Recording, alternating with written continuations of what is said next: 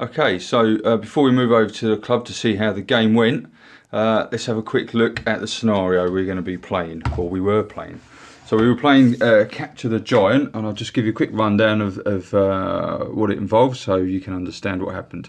So here's the fluff at the beginning. Rumours of a fearsome mountain giant descending from his mountain lair and terrorising the local farmsteads have reached the ears of your scouts. Capturing and subjugating such a beast would surely be a huge boon for your forces and a terrible monster to unleash upon your foe. It's an easy job, what you're waiting for. Okay, so this is the giant dude. We didn't have a giant as cool as this. We've got an ogre, you'll see in a minute. So the setup is on a 3x3 table as per standard. Giant goes in the middle. And you can see the numbers around the edge, 1, 2, 3, 4, 5, 6, 7, 8. So at the end of each turn after the first one, you roll a d8 and the giant heads off in that direction on the table edge. He moves 1d8 plus 8 inches each time. And if he's engaged with someone, they've got to take an armour save or they'll take a wound. And if he passes by somebody within 2 inches, he'll try and clobber them.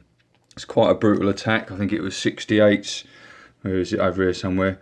Yeah, 68s and hits on a 3+, something like that. So the winner is the person who gets the most victory points. You get 3 victory points at the end of the turn for whichever warband's got the most wounds upon the giant. You also get a victory point for each commander, spellcaster, large or support of the enemy models you take out. And then there's a cool little Kings of War hook if you're playing, linking this into a Kings of War game. So the winning player may take a free giant unit in his next game of Kings of War, even if the army doesn't have one on its list.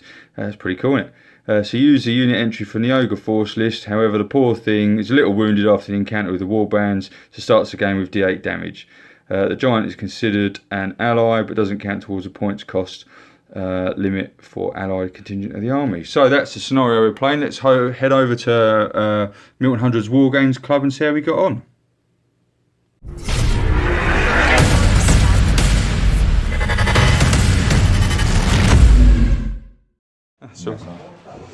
So we're playing Capture the Giant scenario.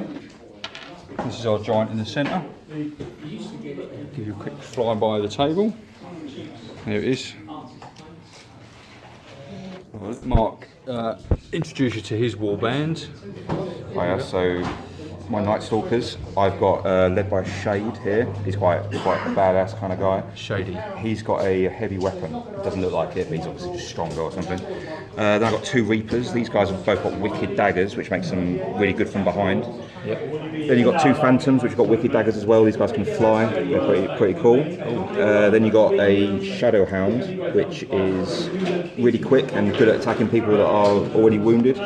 Then you've got 2 Spectres, which are like a range unit. They've got a 9-inch fireball. Then you've got a Horror. Now, Horror's not very good, but he buffs people around him. Is he a grunt? Is he that one? Yeah, no, I haven't got any grunts actually. They're all warriors. Okay, cool. So yeah, he buffs people around him. Yep. Gives everyone vicious. And then I've got a Butcher who's he hasn't got any equipment. Oh, he has got equipment. He's got a Lucky Charm. Excellent. Like a little rabbit's foot around his neck or something. Cool paint jobs as well, isn't he? Oh, thanks so much. So who's the commander? Who's your chief? He's the only guy that's a commander for me, my Shade. He's my command. Everyone else is a warrior, except for my Shadowhound, which is a support. Okay, cool. So my lot are forces of nature. It's these guys here. She's got a druid spellcaster. She's there, and she's got heal, lightning bolt, and wind blast. She's also carrying a lucky charm. That lets her re-roll a dice once in the game. I've got some salamanders here. They're all grunts except for this chap who is the commander, and he's got Order of Fire, which is like he can pulse out a bit of a charge and do a bit of damage with that once per game. Got a fire elemental. He's large. He breathes fire basically and gives me an extra red command dice. And then I've got 3 naiads, and they're warriors. And their tridents are quite good. They do a bit of extra piercing and knock people over if they hit with them. So that's the forces of nature. So we're playing Capture the Giant, and we'll give you a rundown at the end of each turn and let you know how it's all going. Okay, right. So we're all set up. These are my guys on this end. So we've got group of salamanders and a spellcaster there, naiads, fire elemental, and some more salamanders there. And these are Mark's. Well, I could, if I had Guy hiding there, big group there ready to charge at the ogre, and another group hiding there. Okay, so end of the first turn, probably as reasonably predicted, everyone is just legging it towards the middle. A couple of shots fired from Mark's side, failed to do any wounds to the ogre. Yeah, everyone's just piling in. There's a couple of sneaky night crawlers coming around the back there. No casualties or anything else as yet, and we're going to move the ogre now. So see you in a sec. Okay, so the ogre is now here. So he moved 16 inches from the centre, went straight through here. He's killed a grunt just there. Killed a grunt there. He's fire elemental. He's taken a couple of wounds off of and knocked him down. And the same with the. He almost killed him, but he was down and not out. So he stood back up. He's got his one wound, or he's knocked down. I should say with one wound. And the ogre is now down right over here, which is not so good for Mark, who's right over there. But anyway, start of turn 2. Before we do the next round, we should spend our power to take the fatigue off. So end of turn 2, giant came stomping through the middle. Salamander jumped up, attacked him, but didn't do any good. Naiad came down and managed to hit him with a ranged attack for 1 wound. Spellcaster managed to heal Naiad over here, but Mark's charged over with lots of his creatures. Long and short of it is, these guys are all out of the game now. So I've lost the druid, my Naiad ensnarer, a couple of salamanders. One of them was to the giant as he went past. So I'm in a bad way.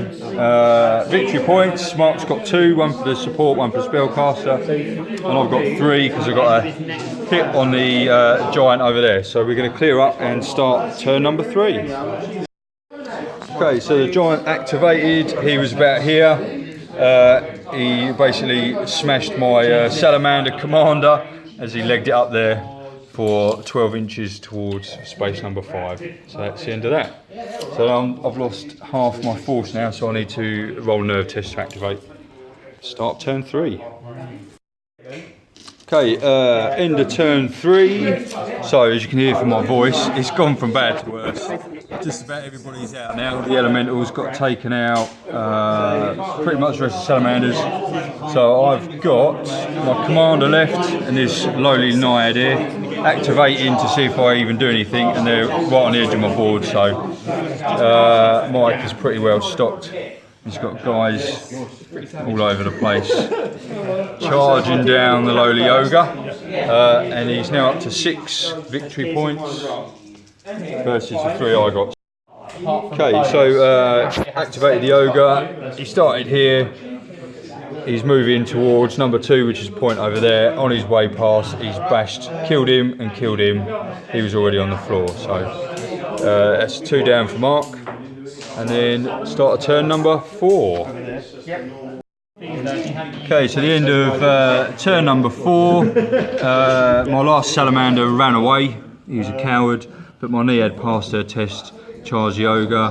Mark's charged it with 4 of his guys. He's done a massive, I don't know, did about 8 wounds in total. So he's got the victory points again for this round. He's up to a grand total of 9. We're going to play the last turn for what it's worth, so we'll see where the ogre goes now. Okay, so the ogre's jumped up and ran all the way up there for 15, and he took a wound off of my Naiad and what's this guy's name again? The Shade. Everyone else passed their armour save, so they're okay. So he's legged it off over there. Turn number 5. Okay, yeah, so turn 5 was a super quick one. Naiad failed to activate and left the battlefield, fled the battlefield, so game over. Mark wins. Any final thoughts, Mark? Good game. It was very harsh with the old giant ogre guy. He kicked some serious butt as he was going around the map. You got the grunt of him early on, and yeah, it was pretty harsh, but a lot of fun. Cool. So the game next door. This is Dave and Rob. They're playing Kill the Bard. What? Was it because you put the camera at me that day? Like that? Could be, couldn't it? Awful.